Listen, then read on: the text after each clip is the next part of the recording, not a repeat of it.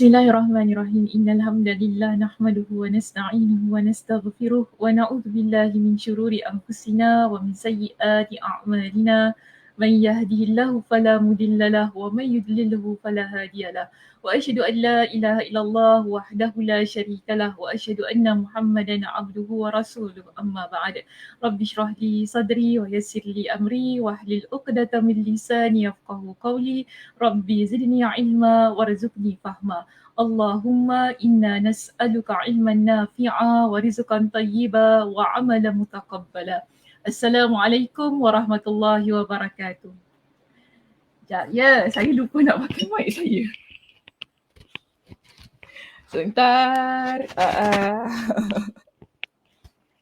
Lihatlah ya apa yang boleh dilihat.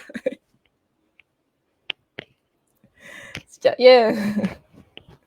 Okey, macam mana? Suara saya kuat sikit kan? Okey. Tadi jauh sikit. Betul. Baik, apa khabar semuanya? Muslimah yang saya kasihi di pagi Isnin kita yang penuh bahagia jugalah ya. Alhamdulillah, Masya Allah, Tabarakallah. Jadi apa khabar semuanya? Saya terlihat ada ramai teman-teman kita di sini. Kak Zah kita, Assalamualaikum. Waalaikumsalam warahmatullahi. Mudah-mudahan sihat ya. Kak Som, Assalamualaikum. Ustazah, admin dan teman-teman semua. Semoga dirahmati Allah. Amin, insyaAllah. Nadia juga ada di situ. Assalamualaikum Ustazah. Waalaikumsalam warahmatullahi. Liza, Kak Nur kita, ya, Kak Siti Sujia, Kak Nuraini, MJ. MJ ni apa ni? Bukan MJ12 ya, Kak Nuraini. Untuk Ustazah gurau je. Kak Johara kita, ya. Lagi siapa lagi kat sini? Kak Zaida, Liza, Aliza. Okay, baik. Alhamdulillah bertemu kita pada pagi ini lah ya untuk menyambung perbincangan kitab kita iaitu kitab Fathul Bari di mana? Di jilid kita yang ketiga. Baik, sebagaimana biasanya kita berada di muka surat yang keberapa dan di bab yang keberapa, sila letakkan di ruangan komennya Muslimah. Oh, Muhammad Jonin. Okey, tak apa Kak Nuraini. Saya gurau je. Bukan Michael Jackson ni tau. Okey, tahu. Bukan Michael Jackson, tahu. MJ ni ada macam-macam ya. Tahu Muhammad Jonin. Okey, Kak Nuraini. Baik, macam mana? Kita berada di muka surat yang keberapa? Liza di situ muka surat 119, bab yang ke-22. Kak Nuraini juga menyebutkan muka surat yang sama, bab yang sama. Siti Hajar bab 22 halaman 119. Okey, Kak Zah pun berikan jawapan yang sama. Kak Som juga ya di situ bab 22 muka surat 119. Kak Aisyah kita, okay, page 119, bab 22 hadis 157. Okey, baik Muslimah, kita lihat slide kita pada pagi ini. Betul ke kita nak bincangkan? Okey, baik. Pada pagi ini ya Muslimah, kita akan bincangkan 3 bab. Hoish, 3 bab. Sempat ke Ustazah nak bincang 3 bab ni? InsyaAllah sempat. Okey, kita ada bab 22, bab 23 hingga bab yang ke-24.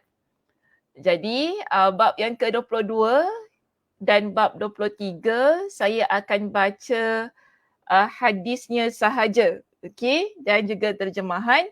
Kemudian kita terus masuk ke bab yang ke-24 untuk membacakan hadis dan juga perbincangan lanjut.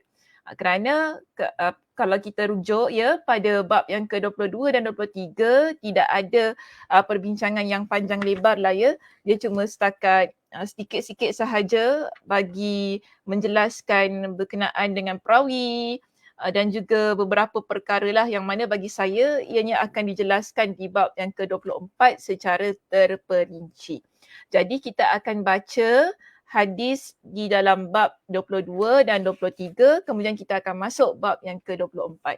Okey, saya harap semuanya sudah bersedia dengan kitab masing-masing untuk kita menelaah apa yang terdapat di bab yang ke-22, 23 dan 24 yang mana ketiga-tiga hadis ini berkaitan dengan wuduk. Ya, kita dah masuk kembali ya Muslimah bab wuduk. Jika yang sebelum ni kita masuk banyak menceritakan tentang bab istinja, bab masuk tandas dan sebagainya, sekarang kita masuk kembali kepada perbincangan bab wuduk yang bermula di bab yang ke-22. Baik, pada bab kita yang ke-22, ada sebuah hadis, bab kita yang ke-22 bertajuk berwuduk satu kali di muka surat 119. Okey, bismillah hadisnya ni. Babul wudu'i marratan. Qala al-Imam al-Bukhari rahimahullah, haddathana Muhammad bin Yusuf qala haddathana Sufyan an Zaid bin Aslama an Atha ibn Yasar an Ibn Abbas qala tawadda an-nabiy sallallahu alaihi wasallam marratan. Maksudnya, Muhammad bin Yusuf meriwayatkan kepada kami, dia berkata, Sufyan meriwayatkan kepada kami dari Zaid ibn Aslam, dari Atha ibn Yasar, dari Ibn Abbas radhiyallahu anhuma, dia berkata, Nabi SAW pernah berwuduk satu kali. Okey, ada keadaan di mana Nabi SAW mengambil wuduk yang mana Nabi tunjukkan kepada Ibn Abbas, Nabi ambil wuduk satu kali. Maksud sekali-sekali ialah setiap anggota tubuh ini, yang anggota tubuh wuduk tu kan, diambil dengan sekali basuhan sahaja. Okey, tangan sekali. Okey, ni sekali macam tu. Itu maksud satu kali. Dia tak sampai 3 kali. Ya, baik. Ini hadis yang ke-20, bab yang ke-22. Kita masuk kepada bab yang ke-23 ya di sini. Bab yang ke-23, muka surat 120.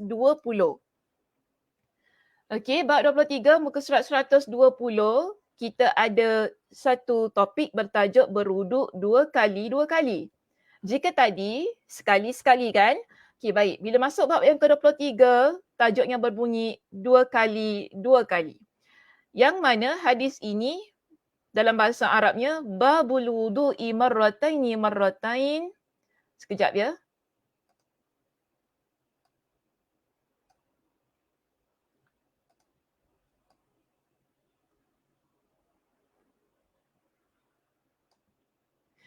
Okey, saya salah page ni.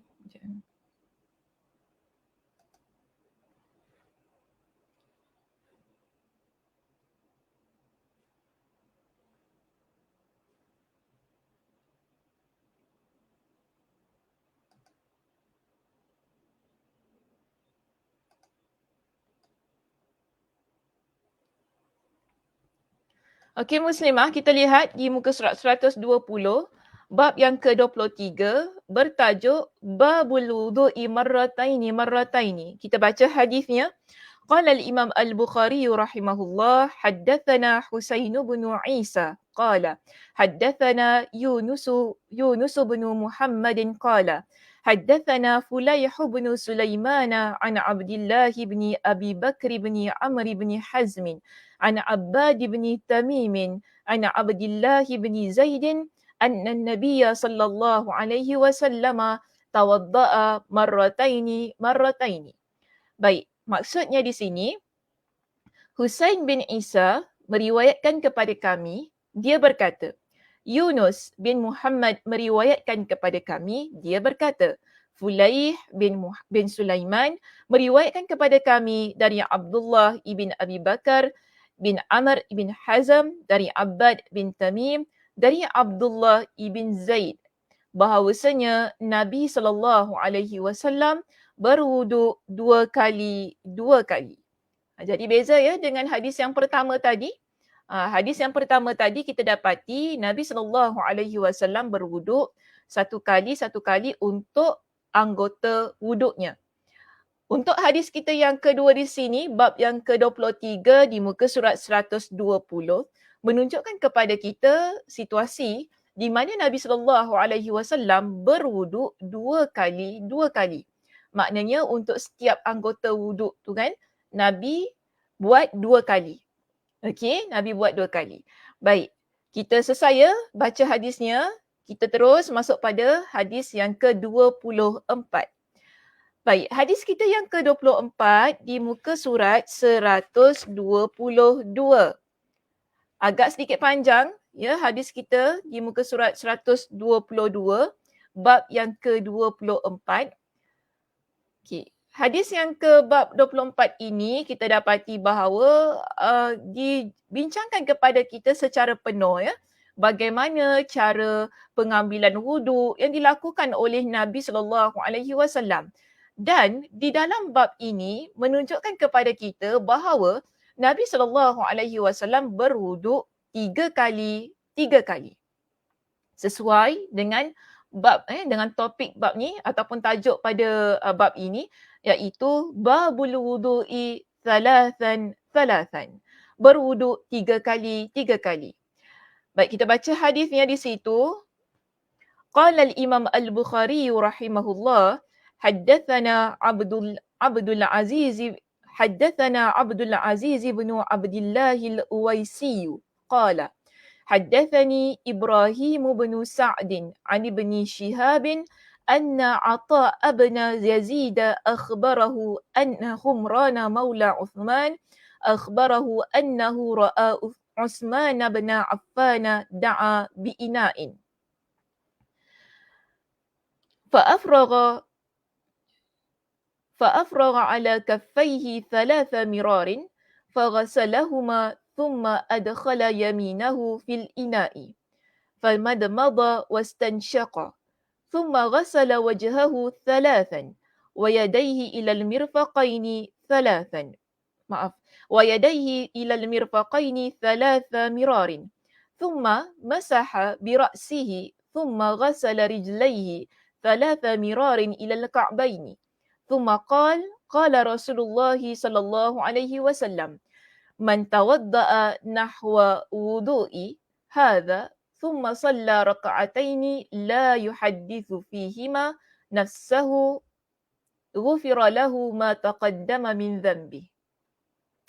Okey, masya-Allah, cantik hadisnya. Baik, kita lihat kepada terjemahan hadis ini yang mana perawinya agak ramai ya di situ. Kita ambil saja daripada perawi di peringkat sahabat. Tadi saya dah baca ya perawi, keseluruhan perawinya. Cuba lihat di peringkat sahabat di sini. Yang bermula dari Uthman ibn Affan. Baik, ada seorang di sini yang bernama Humran Maula Uthman, yang merupakan bekas hamba kepada Uthman. Dia ceritakan Uthman ibn Affan radhiyallahu an pernah mengkabarkan kepadanya bahawasanya dia melihat Uthman ibn Affan meminta bejana yang berisi air. Jadi ada seorang hamba Uthman ibn Affan ini yang bernama Humran. Jadi Humran kata dia pernah nampak Uthman ibn Affan meminta bejana yang berisi air. Kalau kita, konteks kita hari ni baldi lah kita panggil baldi yang berisi air. Jadi lantas dia menuangkan air tersebut pada kedua telapak tangannya. Jadi dia ambil air tadi kan, dia tuang di telapak tangan dia dan mencucinya sebanyak 3 kali. Jadi Uthman ibn Affan cuci tangan sebanyak 3 kali. Kemudian dia memasukkan tangan kanannya, jadi guna tangan kanan masuk ke dalam, Uthman ibn Affan menggunakan tangan kanannya, dimasukkan tangan kanan tersebut ke dalam bejana yang berisi air tadi. Okey, dimasukkan, lalu air yang dah diambil dengan tangan kanan tersebut, apa yang dia lakukan? Dia berkomor-komor dan memasukkan air ke hidung. Jadi guna air yang diambil dengan tangan kanan tadi, lalu dimasukkan ke dalam mulut, berkomor-komor dan dilakukan untuk masukkan air ke hidung. Kemudian setelah itu dia membasuh wajahnya. Jadi setelah itu dia basuh wajahnya sebanyak 3 kali. Lalu membasuh kedua tangannya hingga siku. Tadi telapak tangannya, bukan tangan. Tadi telapak tangan di awalnya. Sekarang ini kita bincangkan ialah tentang kedua tangan, maknanya tangan hingga ke siku di sini. Okey. Lalu dia kata dibasuhnya sebanyak 3 kali. Kemudian dia mengusap kepala. Okey, mengusap kepala, kemudian membasuh kedua kakinya hingga mata kaki. Hingga mata kaki ni kita kata buku lali kita lah ya, okey. Basuh kedua kaki hingga mata kaki sebanyak 3 kali.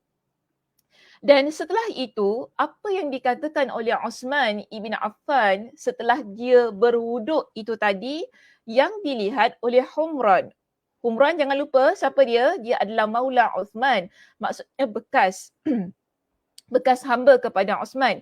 Jadi dia kata di sini Rasulullah sallallahu alaihi wasallam pernah bersabda, siapa yang berwuduk seperti wudukku ini. Okey? Siapa yang berwuduk seperti wudukku ini, kemudian dia solat 2 rakaat. Okay, jadi setelah mengambil wuduk itu tadi, orang tersebut dia solat 2 rakaat kan, dan tidak menyibukkan diri dengan perkara-perkara lain. Okey, dia tak cakap apa-apa, kemudian dia terus melaksanakan solat itu tadi. Dan di sini Nabi sallallahu alaihi wasallam menyatakan bagaimana keadaan orang itu, maka ia akan diampuni dari dosanya yang telah lalu. Maknanya Allah Subhanahu wa taala akan mengampunkan dosa orang tersebut. Okey. Jadi kita lihat di dalam hadis ini yang pentingnya ialah bagaimana Nabi sallallahu alaihi wasallam berwuduk 3 kali. Okey, so bila kita rangkumkan ketiga-tiga hadis ni daripada bab yang ke-22 hingga bab yang ke-24, kita dapati ada masanya Nabi sallallahu alaihi wasallam berwuduk sekali-sekali. Satu kali. Okey. Kemudian ada juga masa di mana Nabi sallallahu alaihi wasallam berwuduk 2 kali. Dan ada juga masanya Nabi sallallahu alaihi wasallam berwuduk 3 kali sebagaimana hadis kita yang ke-24 ini. Baik. Jadi kita pernah bincangkan ya muslimah tentang hukum ya berwuduk sekali, 2 kali, 3 kali. Perbincangannya dah lama. Tak silap saya masa tu kita bincang di masjid. Jadi kalau saya harap boleh refer kembali ya sebab saya tidak mahu ulang lagi sebab perbincangannya panjang sangat. Kita dah pernah bincangkan di masjid di bab yang lepas, maknanya bab yang awal dahulu. Sila refer kembali untuk dapatkan perbincangan lanjut tentang ketiga-tiga hadis ini. Iaitu hukumnya, kenapa ada sekali, kenapa ada 2 kali, kenapa ada 3 kali kita dah bincangkan. So saya tak nak ulang kembali. Jadi saya harap dapat refer pada perbincangan hadis, tak silap saya hadis yang bab yang ke-20, bab yang kedua bab yang kedua ataupun bab yang pertama. Bab yang pertama. Okay, kita pernah bincangkan tentang hal ini. Okay, bab yang pertama dan yang kedua ataupun bab yang kelima di situ. Jadi boleh lihat kembali perbincangannya. Jika mereka yang tidak memiliki kitab boleh rujuk kepada rakaman kuliah di Masjid Yusof Ishak pada tarikh yang keberapa ni? Pada bulan April, 19 April tahun inilah 2021. Dan yang ke bawah lah maknanya boleh lihat, boleh rujuk kembali rakaman video yang telah kami adakan di masjid. Jadi maknanya boleh dapat ikuti dan dapat faham lagi bagaimana perbincangan hadis itu menyentuh tentang berwuduk sekali-sekali, maknanya satu kali, berwuduk 2 kali dan juga berwuduk 3 kali. Jadi sekarang kita nak masuk pada perbincangan bab yang ke-24 pada syarah judul babnya, pada syarah hadisnya. Baik, seterusnya kita lihat muslimah di muka surat 123 di situ. Kita ada syarah judul bab. Ringkas saja, saya tak letak di slide saya syarah judul bab. Sebab ringkas sangat, tak apa, kita biarkan sahaja, bukan biarkan saja kita baca tapi tak letak di slide. Perkataan, syarah judul bab kita ada perkataan di sini, babul wudu'i thalathan. Bab berwuduk 3 kali, yakni pada masing-masing dari anggota wuduk. Maknanya setiap anggota wuduk kita berwuduk sebanyak 3 kali. Macam tadi yang ditunjukkan oleh Uthman ibn Affan, telapak tangan tadi dibasuh sebanyak 3 kali. kan, tangan sebanyak 3 kali, okey, wajah dibasuh sebanyak 3 kali. Itu maksudnya bila kita kata 3 kali, 3 kali. Terus kita masuk kepada syarah hadis. Syarah hadis ni panjang, saya akan bahagikan kepada 2 kali perbincangan ya, iaitu pada hari ini dan kita akan bawa kepada minggu hadapan di bahagian yang kedua sebab ada banyak perkara yang dibincangkan untuk bahagian yang kedua nanti. Jadi tak mengapa, itu nantilah ya pada minggu depan. Sekarang ni kita fokus pada yang terdapat di muka surat 123 pada perkataan yang kedua di situ, perkataan da'a bi'ina'in. Okey, siapa yang minta didatangkan ataupun dibawakan dengan ina' ini? Bejana ini siapa? Boleh letak di ruangan komen Muslimah. Siapa yang minta bejana yang berisi air tadi? Adakah Humran? Adakah Nabi SAW? Sila letakkan di ruangan komen serta nak lihat jawapan daripada jemaah muslimah kita.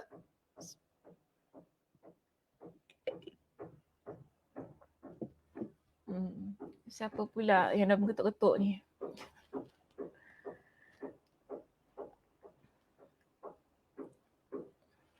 Ada jawapan? Okey, sedang baca ya. Baru saja saya sebut tadi. Siapa yang minta bejana berisi air? Sayyidina Osman. Okey, Kak Nuraini jawab Sayyidina Osman. Kak Aisyah, Osman ibn Affan. Siti Hajar juga berikan jawapan yang sama, Osman ibn Affan. Kak Som. Okey. Baik, Liza, Zaidah, Nadia. Baik, Alhamdulillah semua berikan jawapan yang sama, Osman ibn Affan. Yes, betul. Jadi di dalam hadis ini, Osman ibn Affan yang meminta bejana berisi air. Jadi jangan confuse ya, yang tunjukkan ambil wuduk ini adalah Osman ibn Affan, bukan Nabi SAW. Jadi sebab tu saya tanya tadi, sebab saya bimbang nanti ada yang terkeliru, mungkin ingatkan yang tunjuk yang ambil wuduk tadi, praktik ambil wuduk tadi ialah Nabi SAW. Tapi tidak, sebenarnya ialah Osman ibn Affan. Sebab tu tadi di awalnya, Osman ibn Affan yang minta supaya dibawakan dengan bejana berisi air itu tadi. Jadi di sini kita lihat, di dalam riwayat yang lain iaitu riwayat Syu'aib ya, lafaz ini tercantum dengan redaksi da'a biwadu'in. Okey, betul lah. Kecil sedikit lah, minta maaf saya lupa nak besarkan font dia tu. Da'a biwadu'in. Dia meminta air wuduk. Demikian tercantum juga dalam riwayat Imam Muslim dari jalur Yunus. Jadi di sini, lihat ya Muslimah, pada sudut perkataannya, dia tak guna wuduk. Tetapi dalam riwayat Syu'aib dan juga riwayat Imam Muslim ini, perkataan yang digunakan ialah wadu. Waw berbaris dengan baris atas. Ya, bukan wuduk. Waw berbaris dengan baris atas. Wadu. Baik. So di situ saya yakin kita pun dah pernah bincangkan tentang permasalahan baris atas, baris depan ni kan, kerana dia memiliki dua maksud. Kalau kita baca dengan baris atas, iaitu wadu'in, bermaksud air yang kita gunakan untuk berwuduk. Sebab tu dalam riwayat Syu'aib dia guna da'a biwadu'in. Minta supaya dibawakan kepada dia air untuk dia berwuduk. Okey, bukan diminta untuk wuduk kan? Bukan begitu. Beza ya, kalau sekiranya kita baca dengan baris atas iaitu baris dhamma. Wuduk. Wuduk barulah kita panggil ia sebagai aktiviti wuduk. Iaitu perbuatan mengambil wuduk. Jadi sebab itu bila kita lihat dalam riwayat Syu'aib dan juga riwayat Imam Muslim ya di sana menggunakan perkataan wadu masih lagi dalam erti kata yang sama, air yang digunakan untuk mengambil wuduk.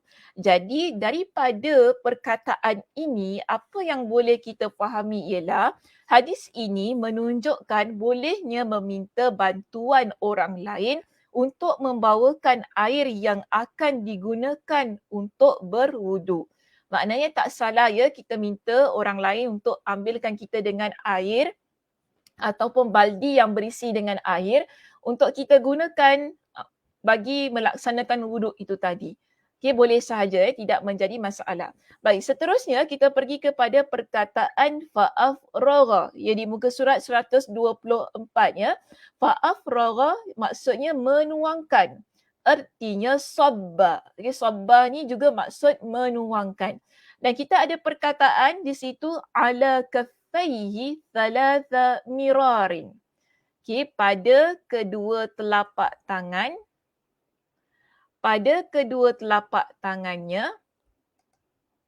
sebanyak 3 kali. Okey, pada kedua telapak tangannya sebanyak 3 kali. Demikian yang tercantum di dalam riwayat Abu Dhar dan Abu Waqd. Sementara dalam riwayat Al-Asili dan Karimah disebutkan dengan lafaz marrat, yakni dengan tambahan huruf ta pada akhir kata. Okay, sebab kalau kita rujuk pada hadis ini, perkataannya cuma mirarin, tak ada marrat. Tapi kalau rujuk pada riwayat lain, menggunakan perkataan marrat. Okay, tak apalah. Itu cara periwayatan lah ya, cara daripada sudut penyebutan yang tak menjadi masalah. Baik, hadis ini menunjukkan ya keharusan membasuh kedua tangan sebelum memasukkan keduanya ke dalam bejana air. Walaupun tidak dalam kondisi baru bangun tidur, itu dilakukan sebagai bentuk kehati-hatian dalam beramal. Jadi di sini dilihat bahawasanya dia basuh tangannya terlebih dahulu sebab ada sunnahnya ya muslimah. Bila kita bangun tidur ni, kita basuh tangan kita terlebih dahulu ya. Ada hadis yang mana Nabi SAW secara mafhumnya di sini Nabi SAW kata bila kita bangun tidur basuh tangan kita.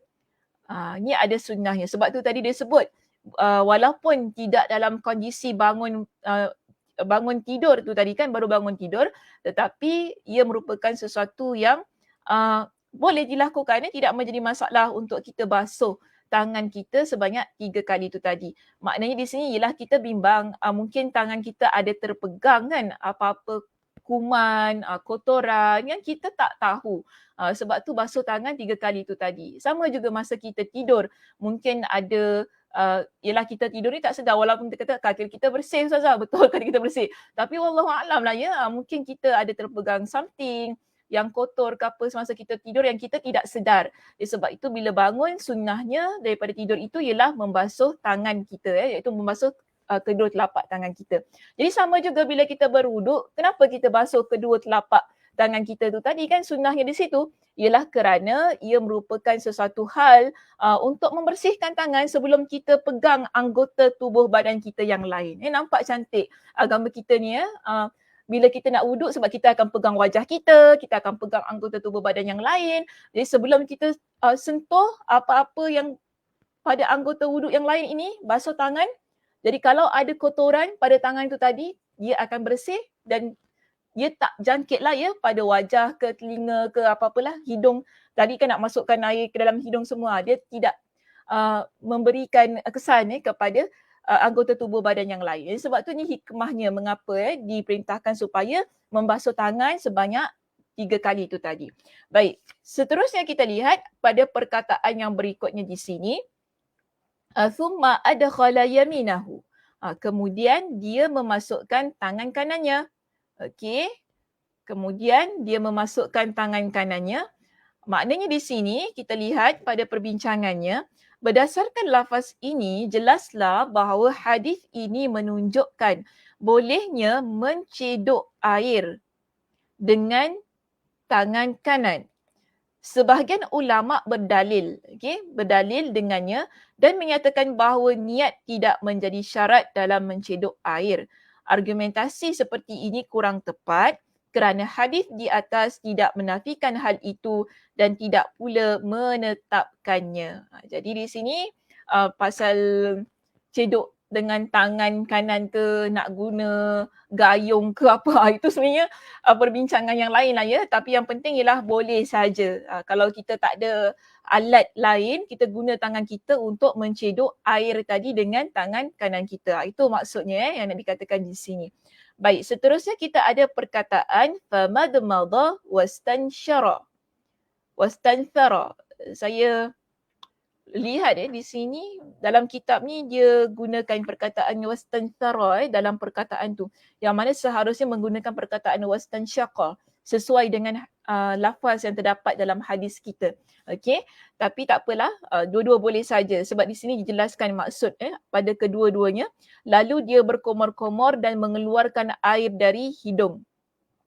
Di dalam riwayat Al-Kushmihani tercantum dengan lafaz wastansyaqa dan memasukkan air dalam hidung sebagai pengganti lafaz wastanthara dan mengeluarkan air dari hidung dan kata mana ni?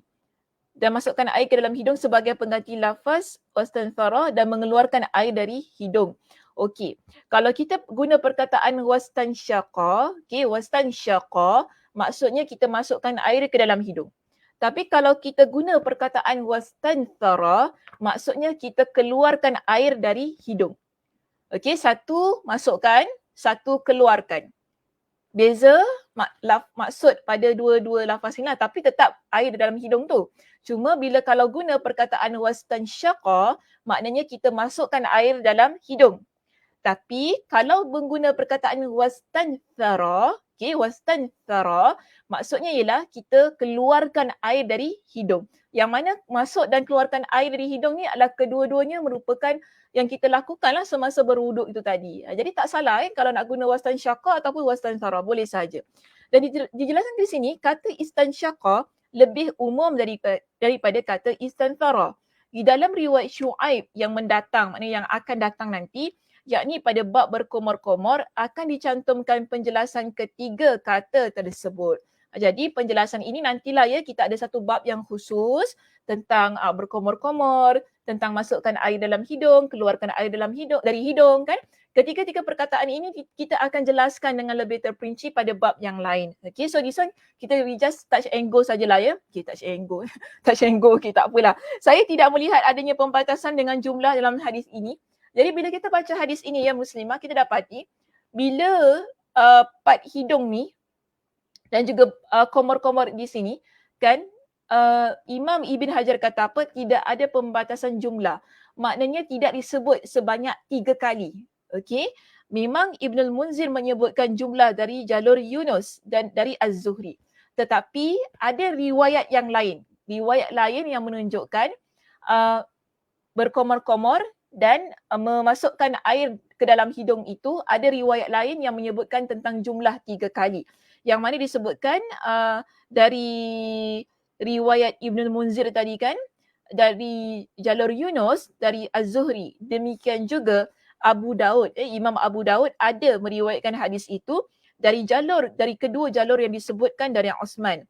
Seluruh riwayat tersebut menyebutkan redaksi yang sama, iaitu mendahulukan berkomor-komor. Jadi maknanya walaupun dalam hadis ini tak menyebutkan tentang jumlah, tidak ada batas jumlah. Sebab kalau dari tadi kita kata ada 3 kali kan. Kenapa bila part berkomor-komor dan masukkan air ke dalam hidung ni tak ada pula bila dikatakan sebanyak 3 kali. Tetapi walaupun dalam riwayat ini tidak ada, kita dapati di dalam riwayat lain. Contohnya riwayat Abu Daud ada menyebutkan tentang jumlah 3 kali tersebut. Okey, so tidak ada isu di sini. Baik, seterusnya kita lihat kepada perkataan thumma ghasala wajhahu. Kemudian membasuh wajahnya. Okey.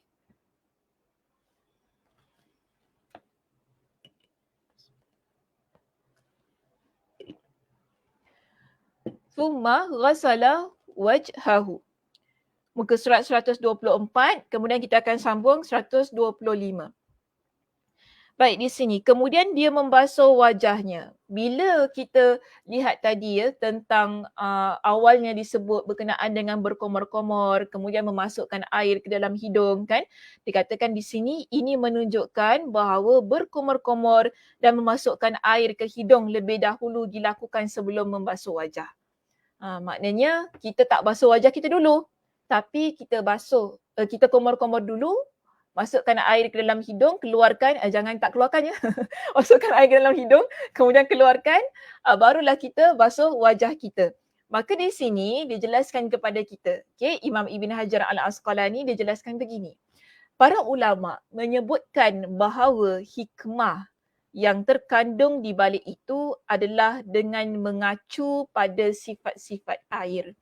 Jadi dia jelaskan beginilah kenapa kita basuh, kita komor-komor dahulu, kita masukkan air ke dalam hidung, kita tak basuh wajah kita terlebih dahulu baru kita komor-komor, lalu kita masukkan air ke dalam hidung. Jadi dia kata ini berkaitan tentang sifat air, dia kata. Sebab warna air dapat diketahui melalui penglihatan. Rasa air dapat diketahui dengan lidah atau mulut. Dan bau air dapat diketahui melalui hidung. So kita nak kata di sini ialah tentang kebersihan air itu. Kan? Jadi apa-apa pun tentang air ni, maaf apa-apa pun tentang air ini, tentang rasanya, kebersihannya, semua kan, baunya, ia boleh kita dapat kenal pasti melalui mulut dan hidung kita. Ni hikmah lah ya, ni hanya pendapat di kalangan para ulama. Sebab bagi saya pun kadang-kadang air ni dapat dilihat melalui mata sahaja, bersih ataupun tidak. Tapi cuma itulah, kadang-kadang nampak air ni jernih, namun mungkin tak nampak ada kekotoran ataupun baunya, tak tahu kan. So di sini bila masuk pada mulut dulu, hidung dulu, kita akan dapat tahu tentang sifat air itu bagaimana. Bersih ke apa ke kan di situ. Jadi dikata di sini, oleh kerana itulah berkomor-komor dan memasukkan air ke dalam hidung yang hukumnya sunnah lebih didahulukan daripada membasuh wajah yang hukumnya wajib. Jadi komor-komor dan basuh hidung kita ni ataupun masukkan air ke dalam hidung kita, ia merupakan sesuatu yang sunnah. Kenapa yang sunnah didahulukan daripada yang wajib, iaitu wajah? Kan? Wajah ni adalah anggota wuduk kita yang wajib. Jadi sebab tu dia kata di sini ia berkaitan dengan sifat air itu tadi. Kerana bila kita masukkan air ke dalam mulut, masukkan air ke dalam hidung kan, kita dapat mengetahui bagaimana sifat air itu, dapat bau airnya bagaimana. So ini yang dijelaskan lah ya di kalangan para ulama disebutkan tentang hikmahnya. Dan tidak lain sebagai tindakan kehati-hatian dalam beribadah. Pada bab lanjutnya akan dijelaskan hikmah mengeluarkan air dari dalam hidung. So nanti pada bab lain lah. Semua di sini maknanya setiap satu anggota wuduk ini nanti kita akan jelaskan dalam bab-bab yang berikutnya.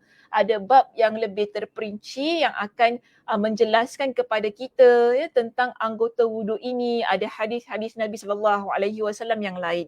Jadi apa yang kita bincangkan pada pagi ini ia hanya secara umum sahaja. Baik, terus ya kita lihat perkataan yang berikutnya iaitu wa yadaihi ilal mirfaqaini. Ya di situ saya letakkan 2 poin utama di slide saya di sini. Maksudnya dan membasuh kedua tangannya hingga ke siku.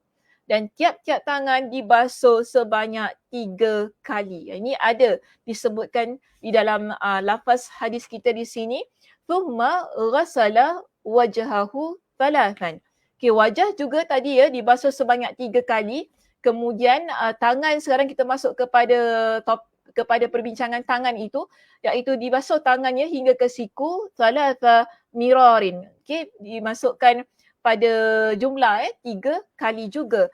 Kemudian kita lihat di sini dijelaskan kepada kita hal ini sebagaimana yang akan dijelaskan oleh Al-Bukhari dalam riwayat Ma'mar dari Az-Zuhri dalam masalah atau pembahasan seputar puasa. Nanti akan dibincangkan dalam bab puasa. Demikian juga yang tercantum dalam riwayat Muslim melalui jalur Yunus, tercantum di dalamnya keterangan mendahulukan tangan kanan atas tangan kiri dan masing-masing kalimatnya diungkapkan dengan kata thumma, iaitu kemudian, begitu pula ungkapan terhadap kedua kaki. Jadi jelas kepada kita perbincangan tentang tangan ini juga akan dibawa ke bab yang lain iaitu hadis yang lain.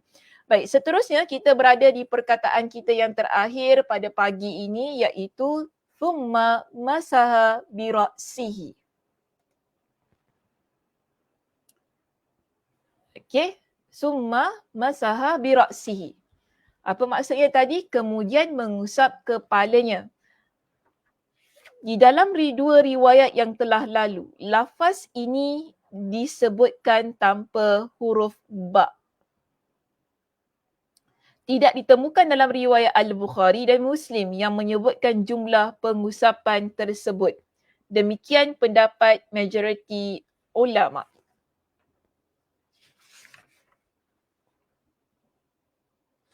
Okey, di kalangan ulama hadis mereka menyatakan ketika Imam Al-Bukhari dan juga Imam Muslim mereka meriwayatkan hadis tentang menyapu kepala ini, mengusap kepala ini, tidak ditentukan jumlahnya dalam kedua-dua riwayat Imam Al-Bukhari dan juga Imam Muslim. Jadi mereka menyatakan secara jumhurnya, iaitu secara majoriti ulama hadis di sini mengatakan di dalam riwayat Imam Al-Bukhari dan Imam Muslim tidak ditemui lafaz tentang jumlah menyapu kepala ataupun mengusap kepala dengan jumlah 3 kali. Dan di sini datangkan dengan pendapat daripada Imam Asy-Syafi'i rahimahullah yang mana berkata disunnahkan mengusap kepala sebanyak 3 kali sebagaimana membasuh anggota wuduk yang lainnya. Jadi mazhab Imam Asy-Syafi'i, ini masuk ilmu fiqh sikit lah ya, mazhab Imam Asy-Syafi'i memberikan satu pendapat yang mana kepala ini, maaf saya tersilap type di situ, disunahkan mengusap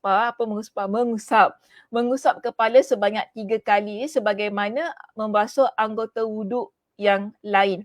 Jadi di sini kita lihat beliau rahimahullah berdalil dengan zahir hadis yang diriwayatkan oleh Imam Muslim bahawasanya Nabi SAW berwuduk 3 kali. Jadi kenapa dia kata Imam Asy-Syafi'i dia menggunakan pendapat ataupun dia mengambil pendapat mengusap kepala ini sunnah 3 kali kerana dia berdalil dengan satu hadis yang umum yang diriwayatkan oleh Imam Muslim dalam kitabnya, iaitu Nabi SAW berwuduk 3 kali. Jadi bagi dia hadis itu umum bermakna setiap anggota wuduk ini perlu dilakukan sebanyak 3 kali. Namun pendapat Asy-Syafi'i ini dibantah, tapi ada di kalangan ulama membantah pendapat Imam Asy-Syafi'i itu tadi, yang mana mereka kata bahawa riwayat yang masih umum, mujmal tu maksudnya umum dijelaskan oleh riwayat sahih yang memberi perincian, yakni mengusap kepala dilakukan sekali sahaja. Kemudian boleh jadi penyebutan 3 kali dalam hadis kerana kebanyakan anggota wuduk dibasuh sebanyak 3 kali. Atau boleh jadi 3 kali dikhususkan untuk anggota wuduk yang dibasuh. Jadi ini ada pendapat di kalangan para ulama yang mengatakan hadis yang Imam Asy-Syafi'i gunakan dia berbentuk umum. Jadi masih lagi boleh dibincangkan. Masih lagi boleh dibincangkan kerana apa? Bila lihat kepada hadis yang paling sahih menunjukkan kepada kita mengusap kepala ini hanya dilakukan sekali sahaja. Sebagaimana yang diriwayatkan oleh Imam Al-Bukhari dan juga Imam Muslim. Yang mana mereka katakan di sini boleh jadi kemungkinan penyebutan 3 kali dalam hadis yang umum itu kerana kebanyakan anggota wuduk dibasuh sebanyak 3 kali. Macam tadi kan kedua telapak tangan, wajah, kemudian tangan kan, kaki yang kita baca kan hadisnya kan. So kita nampak kebanyakan anggota wuduk dibasuh dengan 3 kali. Bahkan tadi yang istinsyak dan istinthar dan juga famadmadah iaitu berkumur-kumur dan masukkan air dalam hidung, ada juga riwayat yang menyebutkan ia dilakukan sebanyak 3 kali. Jadi sebab itu kemungkinan disebutkan ia secara umum ialah kerana kebanyakan anggota wuduk dilakukan wuduknya sebanyak 3 kali. Tapi itu tak menunjukkan untuk pendapat ini mengatakan itu tak menunjukkan bahawa semua anggota wuduk perlu dilakukan sebanyak 3 kali basuhan. Kerana apa? Ia hanya bersifat umum sahaja. Lalu dia kata dan boleh jadi juga 3 kali dikhususkan untuk anggota wuduk yang dibasuh. Sebab yang kita lihat tadi kebanyakan anggota wuduk yang dilakukan sebanyak 3 kali adalah anggota wuduk yang dibasuh. Maksudnya yang kena air betul-betul. Maksud saya kena air betul-betul ni lah. Memang semua perlu kena air betul-betul ya. Kita ambil air, kita basahkan, kita sapu dengan air sehingga rata pada anggota tubuh badan tersebut. Tetapi kalau untuk kepala ini, penggunaan lafaznya ialah mengusap. hanya sapu sahaja. Ini pendapatlah di sini, pendapat ni menyebutkan begitu. Jadi dia kata sebab itu ia hanya satu perkara yang bersifat umum, belum boleh dijadikan sebagai hujah. Ni untuk pendapat inilah ya. Okey. Baik, seterusnya Abu Daud kita lihat pada perbincangan di muka surat 126. Abu Daud menyatakan di dalam kitab sunannya bahawa hadis-hadis Osman yang sahih seluruhnya menunjukkan kepala hanya diusap sebanyak satu kali. Jadi Imam Abu Daud mengatakan tentang hadis yang diriwayatkan oleh Osman ibn Affan itu tadi, untuk bahagian kepala semuanya menunjukkan hanya sekali saja dibasuh. Demikian pula Ibnul Munzir, dia mengatakan bahawa yang sahih dari Nabi SAW dalam masalah ini, okey, dia kata di situ yang sahih daripada masalah ini ialah dia kata Nabi SAW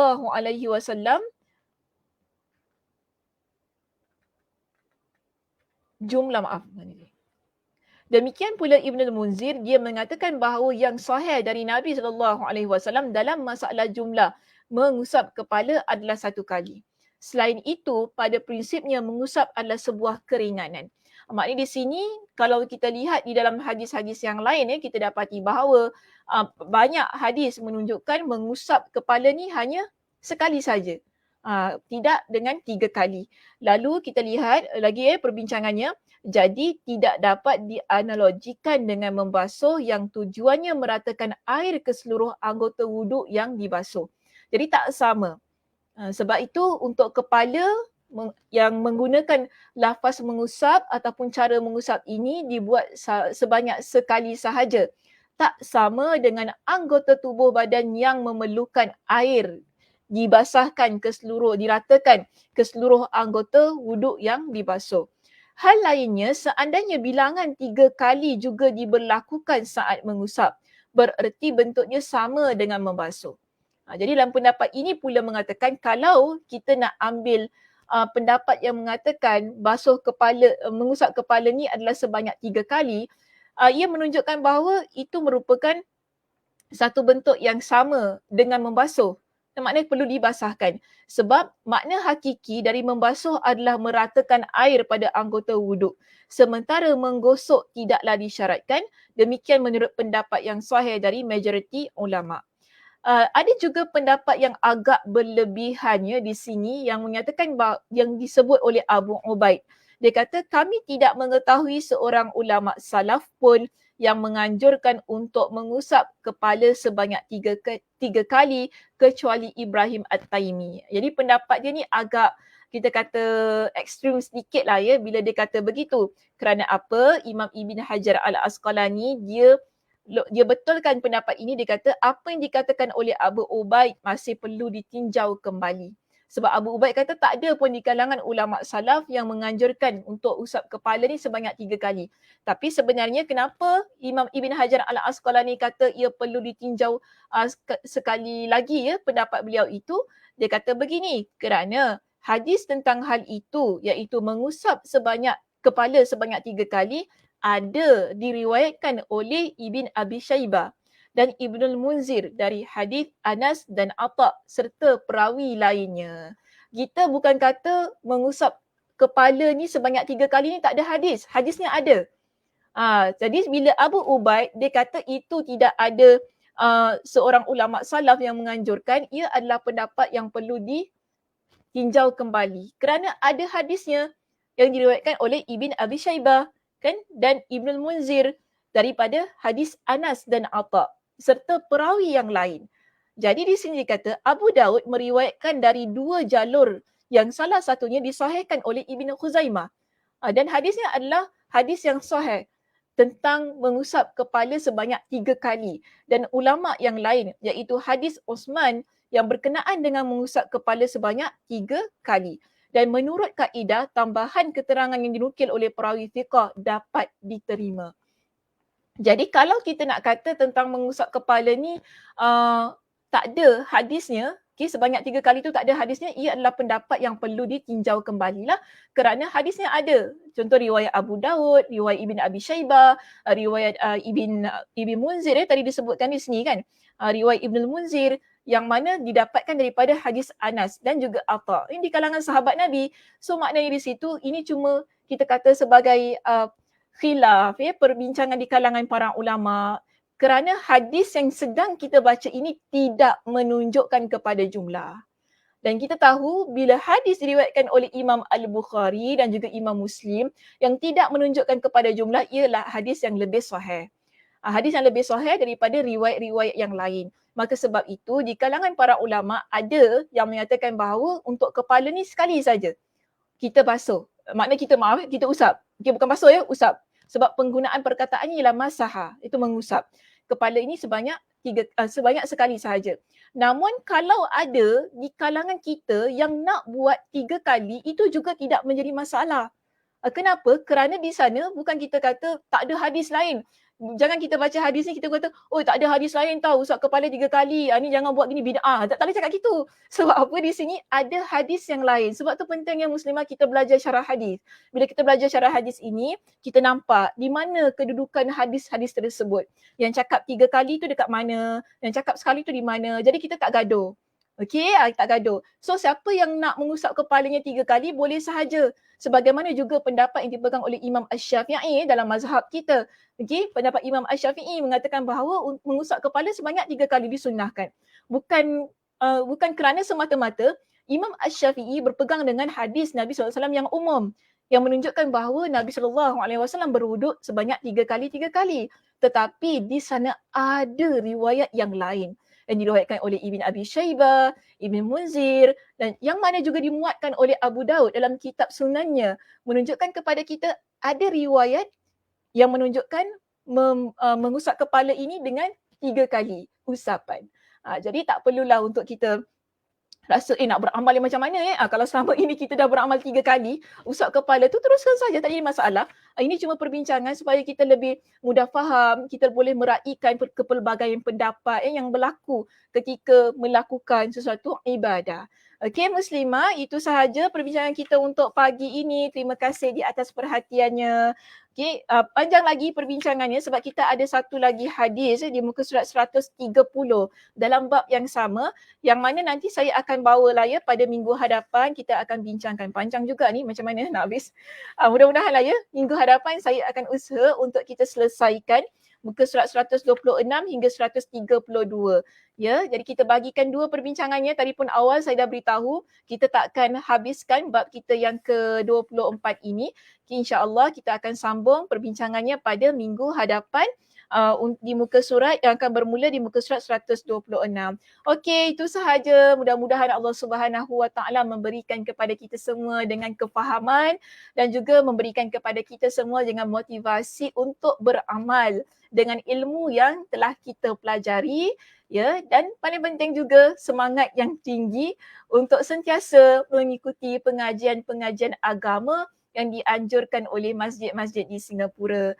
Baik, saya doakan mudah-mudahan Allah Subhanahu Wa Taala memberikan kepada kita semua dengan kesihatan serta kelapangan masa untuk kita bertemu di minggu hadapan. Saya tutup dengan tasbih kafarah. Subhanakallahumma wa bihamdika asyhadu an la ilaha illa anta astaghfiruka wa atubu ilaik. Assalamualaikum warahmatullahi wabarakatuh.